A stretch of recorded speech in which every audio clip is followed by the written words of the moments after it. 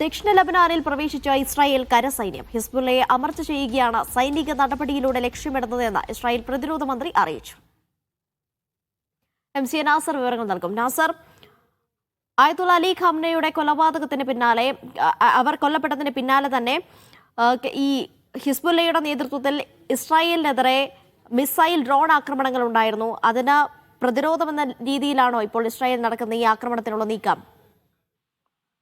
അനീഷ, 2 ദിവസമായിട്ട് വ്യാപകമായിട്ടുള്ള ആക്രമണങ്ങളാണ് ബെയ്റൂത്തിന് നേരെയും അതോടൊപ്പം തന്നെ ദക്ഷിണ ലബനാനിലെ ഹിസ്ബുള്ള കേന്ദ്രങ്ങൾക്ക് നേരെയും ഇസ്രായേൽ നടത്തുന്നത്. ഇന്ന് രാവിലെയാണ് ഇസ്രായേൽ പ്രധാനമന്ത്രി ബെഞ്ചമിൻ നെതന്യാഹു അതോടൊപ്പം തന്നെ ഇസ്രായേൽ പ്രതിരോധ മന്ത്രി ഇസ്രായേൽ കാറ്റ്സ് എന്നിവർ ചേർന്ന് കരസേനയെ കൂടി അതിർത്തിയിലേക്ക് വിന്യസിക്കാനുള്ള ഒരു തീരുമാനം കൈക്കൊണ്ടിരിക്കുന്നത്. ഇതിന്റെ ഭാഗമായിട്ടാണ് ഇപ്പോൾ കരസേന ദക്ഷിണ ലബനാനിൽ പ്രവേശിച്ചതെന്നാണ് ഇസ്രായേൽ സൈന്യം നൽകുന്ന വിശദീകരണം.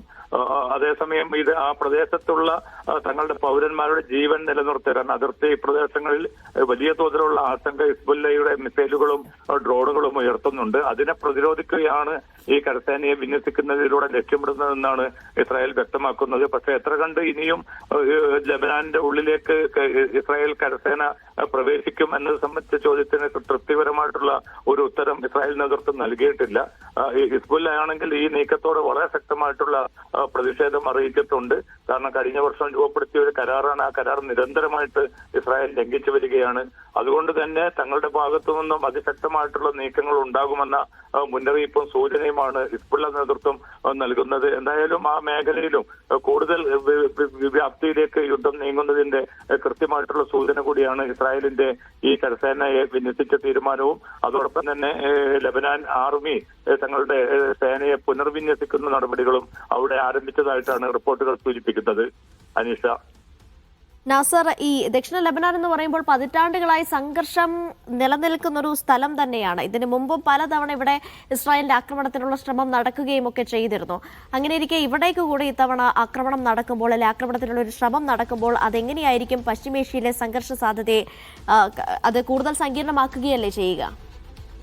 അനീഷ, തീർച്ചയായിട്ടും ആഭ്യന്തര കാലുഷ്യം മൂലം പതിറ്റാണ്ടുകളായി തന്നെ വലിയ തോതിലുള്ള ഗുരുതരമായ പ്രതിസന്ധി നേരിടുന്ന സാമ്പത്തികമായും സുരക്ഷാപരമായും രാഷ്ട്രീയമായിട്ടും ആ പ്രതിസന്ധി നേരിടുന്ന രാജ്യം കൂടിയാണ് ലബനാൻ. അവിടെ പല ഘട്ടങ്ങളിലും നിരന്തരമായിട്ടുള്ള കടന്നുകയറ്റങ്ങൾ, ആക്രമണങ്ങൾ, അധിനിവേശങ്ങളൊക്കെ നടത്താൻ ഇസ്രായേൽ ശ്രമിക്കുകയും അതോടൊപ്പം തന്നെ ലബനാനിന്റെ പ്രാന്തപ്രദേശങ്ങളൊക്കെ പരമാവധി പിടിച്ചെടുക്കാനുള്ള നീക്കങ്ങൾ വരെ ഇസ്രായേൽ പല ഘട്ടങ്ങളായി തുടർന്നിരുന്നു. പക്ഷേ ഹിസ്ബുള്ളയുടെ, കാരണം സമാന്തരമായ ഒരു സേന എന്ന നിലയ്ക്ക് ലബനാൻ സൈന്യം ദുർബലമായ ഘട്ടത്തിൽ പോലും ഏറ്റവും ശക്തമായിട്ടുള്ള ഇസ്രായേലിനെതിരെ പ്രതിരോധം സൃഷ്ടിക്കാൻ ശക്തമായിട്ടുള്ള ചെറുത്തുനിൽപ്പ് നടത്താൻ ഹസൻ നസ്രുള്ളയുടെയും മറ്റും നേതൃത്വത്തിലുണ്ടായിരുന്ന ഹിസ്ബുള്ള സേനക്ക് സാധിച്ചിരുന്നു. അതുകൊണ്ട് തന്നെ 2012 പിന്നെ കരസേനക്ക് അവിടെ നിന്ന് തോറ്റ് പിൻവാങ്ങേണ്ട ഒരു സാഹചര്യം പോലും ഉണ്ടായി. അത്രയും ശക്തമായിട്ടുള്ള ചെറുത്തുനിൽപ്പായിരുന്നു ഹിസ്ബുള്ള ഇസ്രായേൽ സൈന്യത്തിന് ഏൽപ്പിച്ചത്. പക്ഷേ പിന്നീട് പല ഘട്ടങ്ങളിലും ഇസ്രായേൽ ഈ കടന്നുകയറ്റങ്ങളൊക്കെ നടത്താൻ ശ്രമിക്കുന്ന ഒരു ഘട്ടത്തിലും പിന്നെ ഹസൻ നസ്രുള്ളയെ ഇസ്രായേൽ വധിക്കുകയാണ്. അത് പിന്നെ തുടർന്ന് നിരന്തരമായിട്ടുള്ള മാസങ്ങൾ നീണ്ടുവന്ന യുദ്ധം അടിച്ചേൽപ്പിക്കുന്നു. അതിലൂടെ ഏറെക്കുറെ ഹിസ്ബുള്ള ദുർബലമായി എന്ന ഒരു വിലയിരുത്തലിന്റെ കൂടി അടിസ്ഥാനത്തിലാണ് ലബനാനിലെ കൂടുതൽ പ്രദേശങ്ങൾ കൈയടക്കുക, പിടിച്ചടക്കുക, തങ്ങളുടെ ആധിപത്യത്തിൽ കൊണ്ടുവരിക എന്ന കൃത്യമായിട്ടുള്ള ഒരു സൈനിക ലക്ഷ്യത്തോടു കൂടിയാണ് ഇപ്പോൾ ഇസ്രായേൽ ഈ പുതിയ നീക്കവും ആരംഭിച്ചിരിക്കുന്നത്. കാരണം പൊതുവെ ദുർബലമായിട്ടുള്ള ലബനാൻ സർക്കാരിനെ സംബന്ധിച്ചിടത്തോളം പിന്നെ നിസ്സംഗമായി നോക്കി നിൽക്കാൻ മാത്രമാണ് നിലവിലുള്ള ഒരു സാഹചര്യത്തിന് സാധിക്കുന്നത്.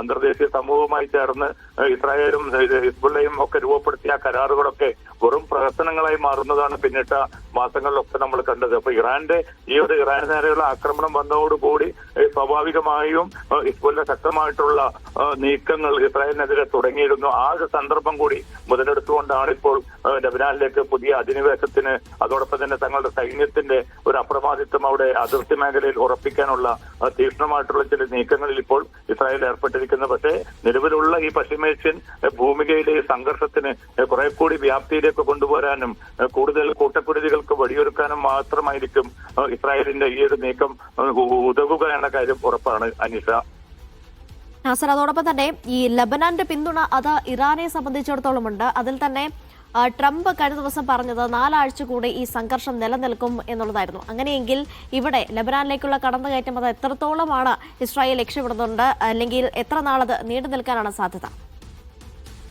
അനീഷ, ഇത് ഇപ്പൊ എത്ര കാലത്തേക്കായിരിക്കും എന്ന് പറയാൻ സാധ്യമല്ല. കാരണം കഴിഞ്ഞ വർഷം ഒരു കൃത്യമായിട്ടുള്ള ഒരു കരാർ രൂപപ്പെടുത്തിയതാണ്, കൃത്യമായിട്ടുള്ള അതിർത്തി നിർണയം നടത്തിയതാണ്. അവിടെ നിന്ന് സേനയെ മുന്നോട്ട് നീക്കരുതെന്ന് അമേരിക്കയുടെ സാന്നിധ്യത്തിൽ നടന്ന ആ ചർച്ചയിൽ തീരുമാനിച്ചതാണ്. പക്ഷേ പിന്നീട് ഹിസ്ബുള്ളയുടെ നിരായുധീകരണം ഉൾപ്പെടെയുള്ള അജണ്ടകൾ കൂടി അമേരിക്ക മുന്നോട്ട് വെച്ചു. പക്ഷേ ഇസ്രായേൽ ഈ ഒരു സൈനിക ഇടപെടലുകളും സൈനിക വിന്യാസവും തുടരുന്ന ഘട്ടത്തിൽ പിന്നെ ഈ നിരായുധീകരണം എന്നതിനോട് ഹിസ്ബുള്ള വളരെ ശക്തമായിട്ടുള്ള വിയോജിപ്പ് രേഖപ്പെടുത്തുകയാണ്. അപ്പൊ ലബനാനിലെ നിലവിലുള്ള രാഷ്ട്രീയ അസ്ഥിരതയും സൈനികമായിട്ടുള്ള അസ്ഥിരതയും മുതലെടുത്തുകൊണ്ടാണ് ഇസ്രായേൽ ഈ കടന്നാക്രമണം നടത്തുന്നത്.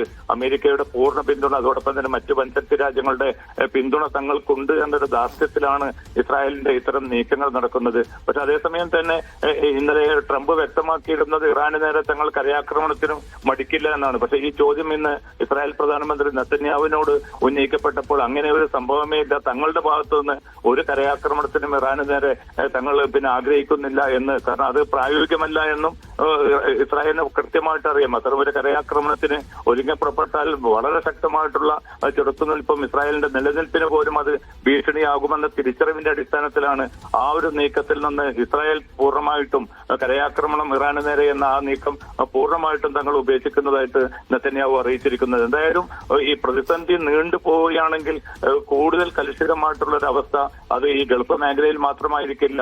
സ്വാഭാവികമായിട്ടും ഇസ്രായേലിനോട് ചേർന്നിരിക്കുന്ന ജോർദാനിലും അതോടൊപ്പം തന്നെ ഈ മറ്റ് പ്രദേശങ്ങളിലും പ്രത്യേകിച്ച് ലബനാൻ ഉൾപ്പെടെയുള്ള പ്രദേശങ്ങളിലെ ഈ ആഭ്യന്തര കാലുഷ്യങ്ങൾ സംഘർഷങ്ങൾ കൂടുതൽ വിപുലപ്പെടുത്തുന്ന ഒരു സാഹചര്യത്തിലേക്കായിരിക്കും കാര്യങ്ങൾ കൊണ്ടുചെന്നെത്തിക്കുക.